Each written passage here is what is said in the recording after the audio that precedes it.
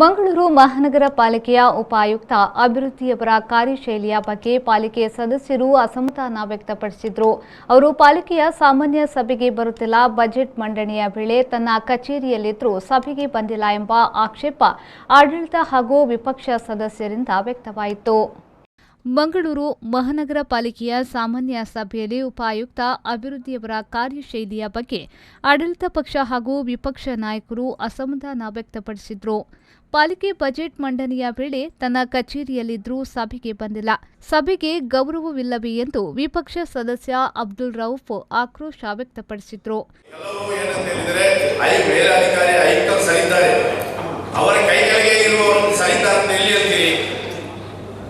ಇಲ್ಲಿ ಇರ್ತದಲ್ಲೇ ಇಲ್ಲ ಅಧಿಕಾರಿಗಳು. ಮೊನ್ನೆ ನೋಡಿ, ನಿಮ್ಮ ಬಜೆಟ್ ಮೀಟಿಂಗ್ ಆಗುವಾಗ ಇಲ್ಲಿ ಎಸ್ ಸಿ ಅವರು ಅವರ ಚೇಂಬರ್ ಅಲ್ಲಿ ಕೂತ್ಕೊಂಡು ಕೆಲಸ ಮಾಡ್ತಾ ಇದ್ದಾರೆ. ಏನು ಒಂದು ಸದನಕ್ಕೆ ಗೌರವ ಇಲ್ವಾ? ಅಲ್ಲ, ಮೇಯರ್ಗೆ ಗೌರವ ಇಲ್ವಾ? ಇದೇನು ಈ ಸದನ ಈ ಪರಿಷತ್ ಅಂತ ಹೇಳಿದ್ರೆ ಏನು ಮಗಾಣಿಗೆ? ಯಾಕೆ ಅವರಲ್ಲಿ ಕೂತ್ಕೊಂಡು ಅಲ್ಲಿ ಅವರ ಚೇಂಬರ್ ಅಲ್ಲಿ ಕೂತ್ಕೊಂಡು ಅವ್ರು ಕೆಲಸ ಮಾಡ್ತಾರೆ ಅಂತ ಹೇಳಿದ್ರೆ ಏನು ನಿಮ್ಗೆ ಗೌರವ ಇಲ್ವಾ? ಮೇಯರ್ರೆ, ಏನ್ ಗೌರವ ಇಲ್ವಾ? ನಿಮ್ಗೆ ಘನತೆ ಇಲ್ವಾ? ಈ ಸದನಕ್ಕೆ ಘನತೆ ಉಂಟಾ ಇಲ್ವಾ? ಮತ್ತೆ ಯಾಕೆ ಈ ರೀತಿ ಆಗ್ತಾ ಇದೆ? ಹಿಡಿತದಲ್ಲಿಲ್ಲ, ಹಿಡಿತವನ್ನು ಸಾಧಿಸಿ ಹಿಡಿತದಲ್ಲಿ ಇಟ್ಕೊಳ್ಳಿ, ಸರಿ ಆಗ್ತದೆ. ಇಲ್ಲ ನಿಮ್ಗೆ ನಿಮ್ಮ ಕೆಲಸಕ್ಕೆ ಏನು ಅಡೆತಡೆ ಬರುವುದಿಲ್ಲ, ಒಳ್ಳೆಯ ರೀತಿಯಲ್ಲಿ ಕೆಲಸ ಆಗ್ತದೆ. ನಮ್ಮೂರ ಪ್ರತಿಪಕ್ಷದಿಂದ ಸಂಪೂರ್ಣ ಸಹಕಾರ ನಿಮಗೆ ಇದೆ. ಇದಕ್ಕೆ ಆಡಳಿತ ಪಕ್ಷದ ಸದಸ್ಯರು ಧ್ವನಿಗೂಡಿಸಿದ್ರು. ಈ ಕುರಿತು ಮೇಯರ್ ಪ್ರೇಮಾನಂದ ಶೆಟ್ಟಿಯವರು ಪ್ರತಿಕ್ರಿಯಿಸಿ, ಬಜೆಟ್ ಮಂಡನೆಯ ವೇಳೆ ಗೈರು ವಿಚಾರ ಗಂಭೀರವಾಗಿ ಪರಿಗಣಿಸಿದ್ದು, ಕಾರಣ ಕೇಳಿ ಆಯುಕ್ತರು ನೋಟಿಸ್ ನೀಡಿದ್ದಾರೆ. ಅವರ ಕಾರ್ಯವೈಖರಿಯ ಬಗ್ಗೆ ಅಸಮಾಧಾನ ವ್ಯಕ್ತಪಡಿಸಿದ ಹಿನ್ನೆಲೆಯಲ್ಲಿ ಅವರ ವಿರುದ್ಧ ತತ್ಕ್ಷಣ ಕ್ರಮ ವಹಿಸುವಂತೆ ಕೋರಿ ರಾಜ್ಯ ಸರ್ಕಾರಕ್ಕೆ ಪತ್ರ ಬರೆಯಲಾಗುವುದೆಂದು ಹೇಳಿದರು.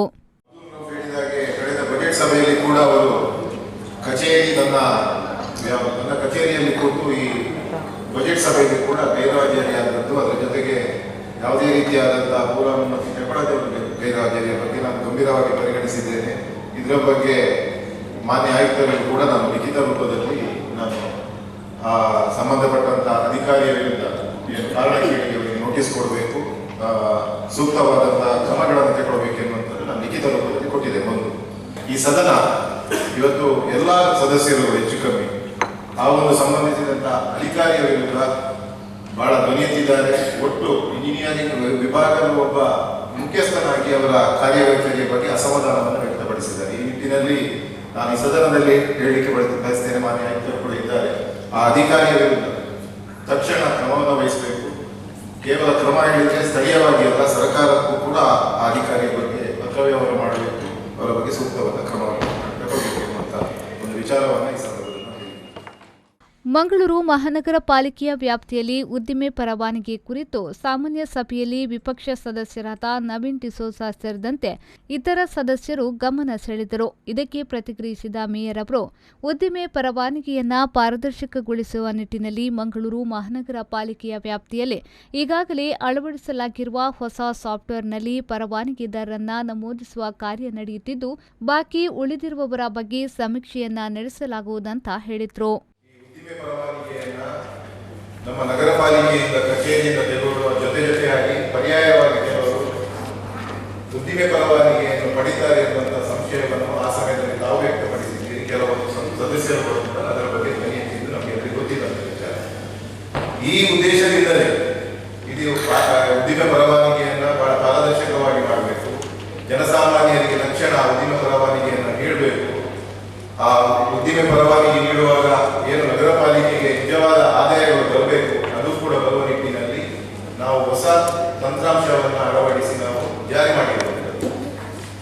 ಈಗ ಏನೇನು ಹೇಳಿದ್ರೆ, ತಾವು ಹೇಳಿದಾಗೆ ಈ ಹಿಂದಿನ ಏನು ಕಳೆದ ಬಾರಿ 2021-22ರಲ್ಲಿ ಯಾರೆಲ್ಲ ಹೊಸ ಉದ್ದಿಮೆಗೆ ಪರವಾನಗಿಯನ್ನು ಪಡೆದಿದ್ದಾರೆ, ಅದರ ಜೊತೆಗೆ ನವೀಕರಣವನ್ನು ಮಾಡಿದ್ದಾರೆ, ಅದೆಲ್ಲವೂ ಕೂಡ ನಮ್ಮ ಹೊಸ ಸಾಫ್ಟ್ವೇರ್ ಅಲ್ಲಿ ಅದು ದಾಖಲಾಗಿದೆ. ಸರಿಸುಮಾರು ನಾನು ಕಳೆದ ಬಾರಿಯೂ ಕೂಡ ಮಾಧ್ಯಮ ಮಿತ್ರರ ಜೊತೆ ಏನು ಟ್ರೇಡ್ ಲೈಸೆನ್ಸ್ ಅಲ್ಲಿ ಬಹಳ ನಾವು ದೊಡ್ಡ ರೀತಿಯ ಒಂದು ಬದಲಾವಣೆಯನ್ನು ತಂದಿದ್ದೇವೆ. ಅದನ್ನು ನಾನು ಅವರ ಮುಂದೆ ಇಟ್ಟಿದ್ದೇನೆ, ಸಾರ್ವಜನಿಕವಾಗಿ ಗೊತ್ತಾಗಬೇಕು. ಇನ್ನು ನಗರ ವ್ಯಾಪ್ತಿಯಲ್ಲಿ ಆಸ್ತಿ ಸಮೀಕ್ಷೆಯನ್ನ ಯಾರ ಗಮನಕ್ಕೂ ತಾರದೆ ಮಾಡಲಾಗುತ್ತಿದೆ. ಸ್ಥಳೀಯ ಸದಸ್ಯರಿಗೂ ಮಾಹಿತಿ ನೀಡಲಾಗಿಲ್ಲ ಎಂದು ವಿಪಕ್ಷ ಸದಸ್ಯ ಅಬ್ದುಲ್ ರೌಫ್ ಆಕ್ಷೇಪಿಸಿದರು. ಸಾರ್ವಜನಿಕರಿಂದ ನನಗೂ ಈ ಬಗ್ಗೆ ದೂರು ಬಂದಿದೆ. ಈ ಬಗ್ಗೆ 1 ವರ್ಷದ ಹಿಂದೆಯೇ ಸಭೆ ಮಾಡಿ ಮಾಧ್ಯಮದ ಮೂಲಕವೂ ಮಾಹಿತಿಯನ್ನ ನೀಡಲಾಗಿತ್ತು. ಆದರೆ ವಾರ್ಡ್ಗಳಿಗೆ ಸಮೀಕ್ಷೆಗೆ ಹೋಗುವ ಸಂದರ್ಭ ಸ್ಥಳೀಯ ಜನಪ್ರತಿನಿಧಿಗಳ ಗಮನಕ್ಕೆ ಕಡ್ಡಾಯವಾಗಿ ತಿಳಿಸಬೇಕು ಎಂದು ಮೇಯರ್ ನಿರ್ದೇಶನವನ್ನ ನೀಡಿದ್ರು. ಸಂಬಂಧಪಟ್ಟಂತ ಅಧಿಕಾರಿಗಳ ಗಮನಕ್ಕೆ ತಂದಿದ್ದೇನೆ.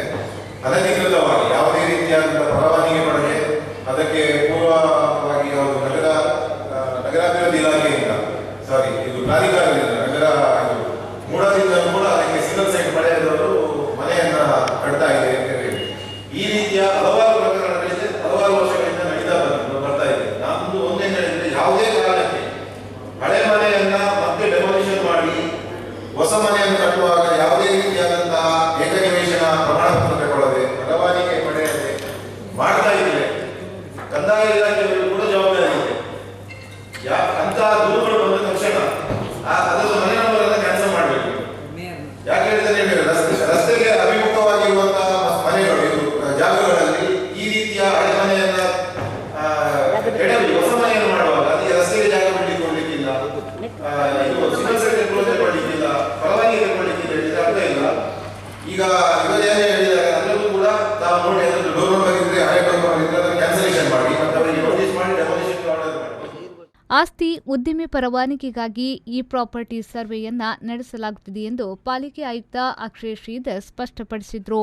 ಪಾಲಿಕೆ ವ್ಯಾಪ್ತಿಯಲ್ಲಿ ಕಟ್ಟಡ ಪರವಾನಗಿಯ ಲೈಸೆನ್ಸ್ ನೀಡುವ ಅವಧಿಯಲ್ಲಿ ದಾನಪತ್ರ ಜಾಗವನ್ನು ಪರವಾನಗಿ ದೊರೆತ ನಂತರ ಮತ್ತೆ ಜಾಗವನ್ನು ಅತಿಕ್ರಮಣ ಮಾಡುತ್ತಾರೆ ಎಂದು ಸಭೆಯಲ್ಲಿ ಆಡಳಿತ ಪಕ್ಷ ಹಾಗೂ ವಿಪಕ್ಷ ಸದಸ್ಯರು ಗಮನ ಸೆಳೆದರು. ಇದಕ್ಕೆ ಪ್ರತಿಕ್ರಿಯಿಸಿದ ಮೇಯರ್ ಅವರು ಸಂಬಂಧಪಟ್ಟ ಅಧಿಕಾರಿಗಳು ಗಮನ ಹರಿಸಬೇಕು ಎಂದು ಹೇಳಿದರು. ಸಭೆಯಲ್ಲಿ ಸ್ಥಾಯಿ ಸಮಿತಿ ಅಧ್ಯಕ್ಷರಾದ ಲೋಕೇಶ್ ಬೊಳಾಚೆ, ಸಂದೀಪ್, ಶೋಭಾ ರಾಜೇಶ್, ಲೀಲಾವತಿ ಉಪಸ್ಥಿತರಿದ್ದರು. ವಿಧಾನ ಪರಿಷತ್ನ ನೂತನ ಸದಸ್ಯರಾಗಿ ಆಯ್ಕೆಯಾಗಿರುವ ಡಾ ಮಂಜುನಾಥ್ ಭಂಡಾರಿಯವರು ಸಭೆಯಲ್ಲಿ ಭಾಗವಹಿಸಿದ್ದು, ಆರಂಭದಲ್ಲಿ ಅವರನ್ನ ಮೇಯರ್ ಪ್ರೇಮಾನಂದ ಶೆಟ್ಟಿ ಸೇರಿದಂತೆ ಸ್ಥಾಯಿ ಸಮಿತಿ ಅಧ್ಯಕ್ಷರು ಅಭಿನಂದಿಸಿದರು.